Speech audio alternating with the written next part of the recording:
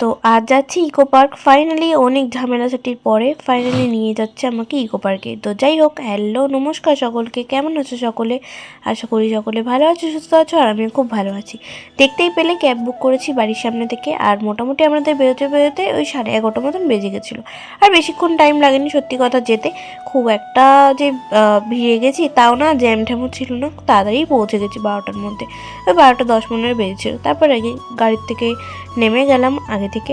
তো তোমাদের বলে রাখি, এই ভিডিওটা পুরোটা একসাথে আমি দেখাতে পারিনি, পুরো পার্কটাই আমরা ঘুরেছিলাম, মানে A to Z পুরো ডিটেলসে সব জায়গা। তো সেই ভিডিওগুলো সবকটা আছে, আমি এরপরে নেক্সট পার্টে পুরোটা দেখিয়ে দেবো, আর আজকে আমি যেটুকু পারছি দেখিয়ে দিচ্ছি। তো টাকাটা দিয়ে দিলাম, আর আমরা নেমেছিলাম গেট নাম্বার 1-এ। তোমরা যদি পুরো পার্কটা ঘুরে দেখতে চাও গেট নাম্বার 1-এ নামায় ভালো, কিংবা 4-এ তোমরা নামতে পারো। প্রথমে আমরা গেট থেকে ঢুকলাম, ঢুকে ওখানেই তোমরা সামনেই কিছুটা দূরে গিয়ে দেখতে পাবে টিকিট কাউন্টার।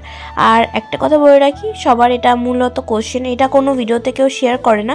এখানে কিন্তু A to Z সমস্ত জায়গায় টয়লেট অ্যাভেলেবেল আছে, তো কোনো সমস্যাই হওয়ার কথা না। প্রত্যেকটা জায়গায় তোমরা দেখতে পাবে, আর একটু সাইনবোর্ডগুলো ফলো করলেই দেখতে পাবে।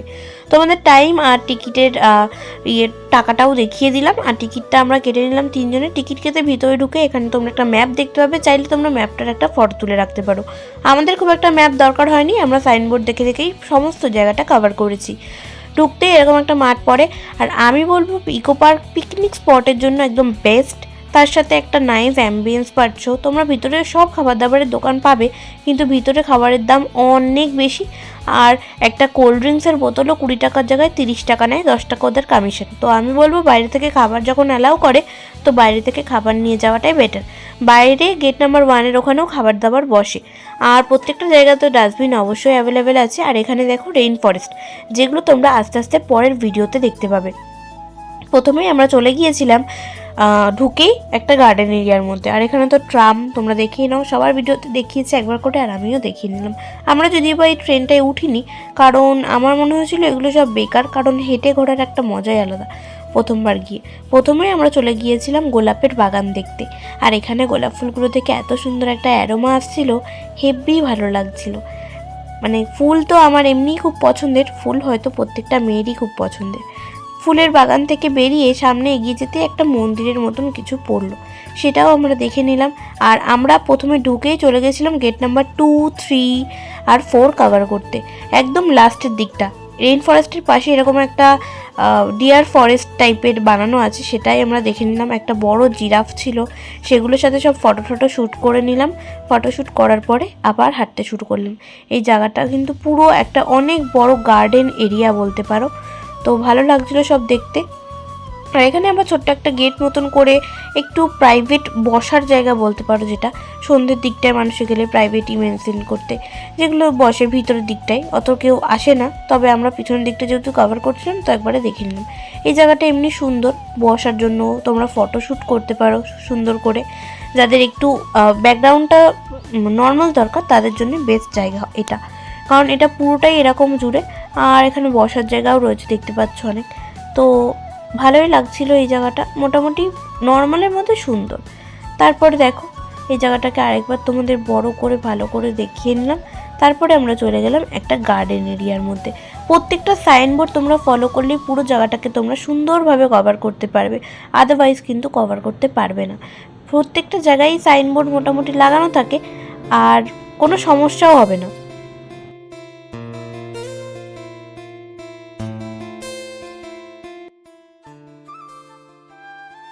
আর এই জায়গাটা আমার অন্যতম ফেভারিট জায়গা।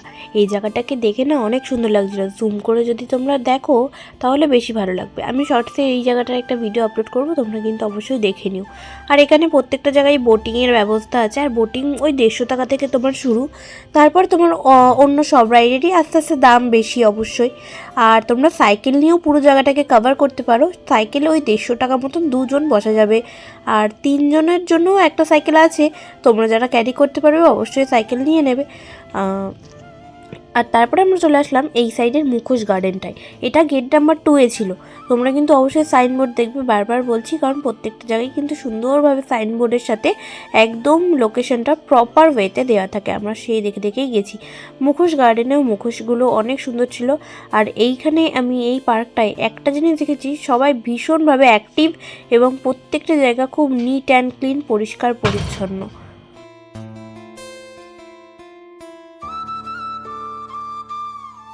তখন মোটামুটি বাজে ওই 2টো মতন। 2টোর সময় আমরা সমস্ত কিছু কভার করে লাস্টের দিকে একদম চলে গেছি। আমরা প্রথমের দিকে যদিও বা কিছু দেখিনি, প্রথমের দিকেরগুলো আমরা পরে দেখবো বলেই দেখিনি। চলে গেলাম হচ্ছে গেট নাম্বার 4-এর দিকে। এখানে দেখো একটা কিডস সেকশনও আছে, বিভিন্ন রকমের খেলার জিনিসপত্র, উডেন হাউস, সব কিছুই ছিল। আর উডেন হাউসে যে শুধুমাত্র কিডসরা খেলছিল তা না, বড়রাও খেলছিল।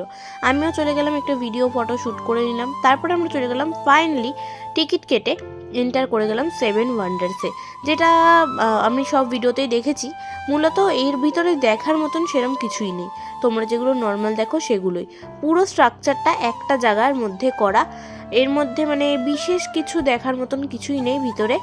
শুধু তোমরা যারা প্রথমবার যাচ্ছ একবার দেখে নেবে, পরের বার থেকে আর টিকিট কেটে দেখার দরকার পড়বে না।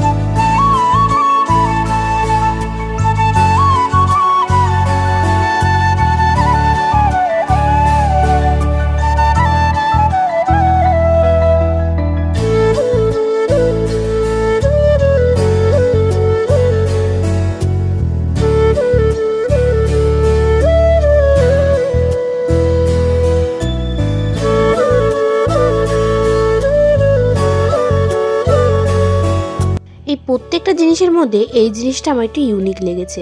এখানটার কনসেপ্টটা কি বলো তো? এখানকার কনসেপ্টটা হলো, আগেকার দিনে এরকম কেউ যদি অন্যায় বা ভুল করতো, মানুষকে পশু দিয়ে খাওয়ানো হতো। মানে পশুর সামনে মানুষকে ছেড়ে দিয়ে আলটিমেট মানুষের উপর যে অত্যাচারটা হতো সেটা সবাই মিলে একসাথে বসে দেখে মজা নেওয়া হতো।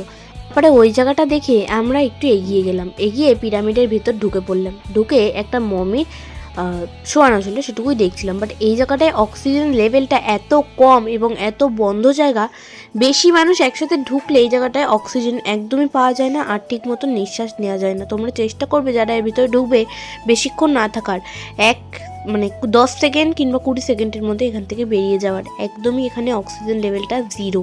কিন্তু জায়গাটা কিন্তু বেশ সুন্দর, বলো।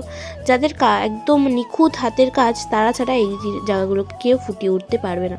তারপরে আমরা গেট নাম্বার 4 থেকে একদম হেঁটে চলে আসলাম প্রথমের দিকটায়, চলে আসলাম বাটারফ্লাই গার্ডেনে। বাটারফ্লাই গার্ডেনে অনেকেই ঢুকে মনে করে যে এর ভিতরে কিছুই নেই, তো আবার বেরিয়ে আসে। তোমাদের বলে রাখি, হাঁটতে হাঁটতে তোমরা একদম একটা ঘর দেখতে পাবে। ঘর থেকে ঢুকে একদম এন্টার গেট থেকে 2টো দরজা পাবে। সেই 2টো দরজা খুলেও ভিতরে কিন্তু এন্টার করা যায়, যেখানে কিন্তু বাটারফ্লাই আছে। যেহেতু ওখানে অনেক রকমের পরীক্ষা নিরীক্ষা হয়, তাই জন্য ক্যামেরাটা অ্যালাউ করে না, তাই আর ভিডিওটা তোলা হয়নি। যাই হোক, আরও বড় পার্কের অনেক ভিডিও আমার কাছে রয়েছে, সেই ভিডিওগুলো আস্তে আস্তে তোমাদের সঙ্গে শেয়ার করব। আজকে ভিডিওটা এইটুকুই রাখলাম, কেমন লাগলো জানাতে ভুলো না। পার্ট 2 আসছে খুব শিগগিরই। ততক্ষণের জন্য সবাই খুব ভালো থেকো, সুস্থ থেকো, সাবধানে থেকো। সবাইকে thanks for watching and Radhe Radhe, tata সকলকে।